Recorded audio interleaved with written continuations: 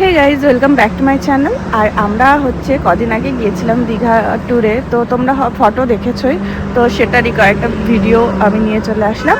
আর এখন আছি কোলাঘাটে, এখানে বসে আছি চাটা খেয়ে। এবার আমরা আবার বেরিয়ে যাব। আর এখন বাজে প্রায় রাত হচ্ছে 2:30 মতন বাজে।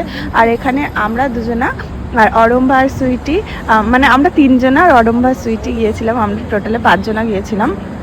তো ওই যে দেখছো যে গাড়িটা করে যায়, সেই গাড়িতে করে গিয়েছিলাম। আর সকালবেলা একটু লিপস্টিক পরে নিয়েছি, একটু সানস্ক্রিন মেকেও নিয়েছিলাম, কেননা ওখানে গেলে তো স্কিনের 12টা বেজে যায়। এমনি যতই ক্রিম মাখি যাই করি না কেন, তাও সেই হচ্ছে স্কিনের 12টা তো বাজবেই, সেটা আমি ভালো মতনই জানি। যাই হোক, এখন চলে এসেছি ভোরবেলায় মোহনাতে। তো প্রত্যেকবারই আমরা যখন যাই তখন মোহনা হয়ে যায়, যেহেতু মানে যাওয়ার পথেই পড়ে আর কি। তো ওর জন্য ওটা একবারে ঘোরাও হয়ে যায়। এই জায়গাটা আসলে বেশ ভালোই লাগে। আর এত হাওয়া দেয় কি বলবো। আর দেখো সমুদ্রের জলগুলো দেখো কি সুন্দরভাবে উঠছে। সকাল সকাল এত রোদ দিয়েছে যে কি বলবো, তাকানো যাচ্ছিল না, এরকম একটা রোদ। আর আমরা এখানে উঠে পড়েছি ঘোরাতে।